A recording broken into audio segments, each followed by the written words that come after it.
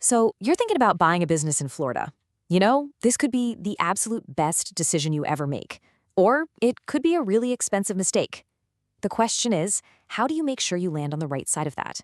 Well, in this explainer, we're going to break down the exact process that separates the winners from, well, everyone else. Let's start with a number that might just blow your mind. Industry experts say that a staggering 90% of people who try to buy a business never actually get the deal done. Just let that sink in for a second. 9 out of every 10 attempts just fizzle out. So, the big question is, how do you get into that exclusive 10% club? Well, it's not about luck. It's about having a proven step-by-step process. And, this is the big one, taking control right from day one. And that all starts with a huge shift in how you think about the whole thing. Okay, let's dive into the first and, honestly, the most important step.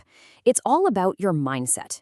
You've got to stop thinking like a passive, potential buyer and start acting like the leader of this entire operation.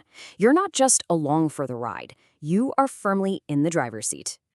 You know, the author of our source material, Michael Shea, he just nails it with this quote. Long after your team of experts has cashed their checks and gone home, you're the one in charge. The final outcome, good or bad, it all rests on your shoulders. So with that leadership mindset, let's talk about building your team. Now, you're not just hiring some help here. No, you're putting together your own personal board of advisors. And I want you to think of yourself as the head coach. You're not supposed to play every position, but you are the one calling all the plays. And as the head coach, your job is to lead 3 key players: your attorney, your CPA, and your broker. You have to make sure they stay in their lanes and work together to get you that win. So let's break down what each of them does. First up, your attorney. You need a deal maker, not a deal breaker. And here's a pro tip. Ask them if they're familiar with Florida's Standard Business Brokers of Florida, or BBF forms. If they are, it means they won't be wasting your time and money trying to reinvent the wheel with standard legal docs. Next, your CPA. Their job is absolutely critical, but it's also very specific. They're there to verify the numbers. That's it. They do not value the business. That is not their lane. The market, and only the market, determines the value. A CPA's opinion on the price is, frankly, irrelevant and can just muddy the waters.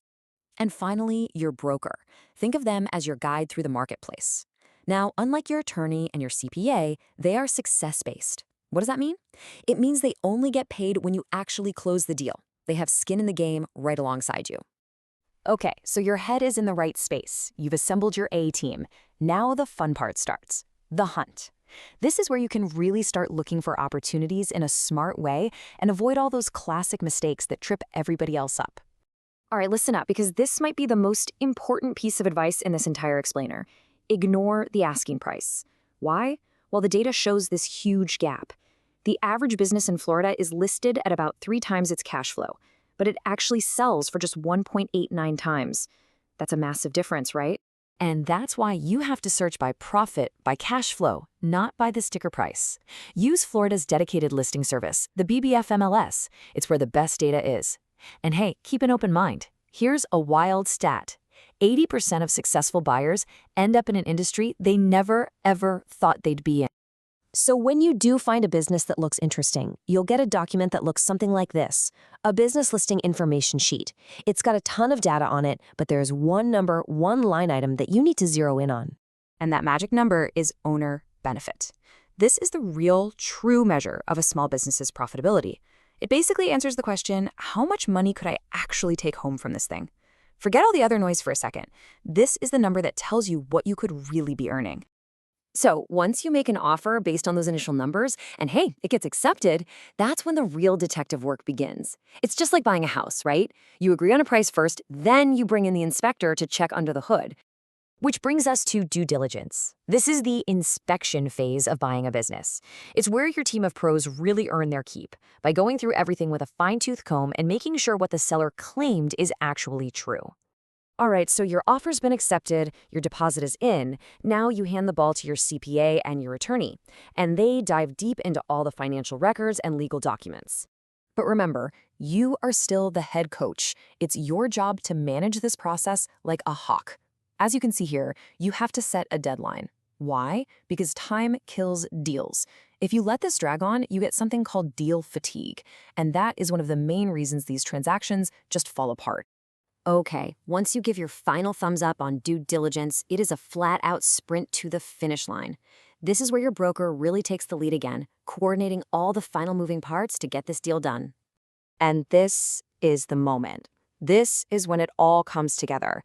Leases get transferred, financing gets locked in, and ownership officially changes hands. It's the big payoff for this whole process you've been leading.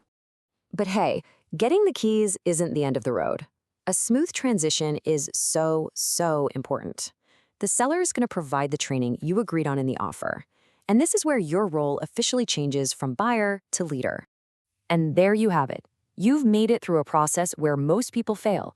You've transformed yourself from just another buyer into a business owner. By taking charge and following these steps, you put yourself in that elite 10%. The real journey? Well, that's just getting started.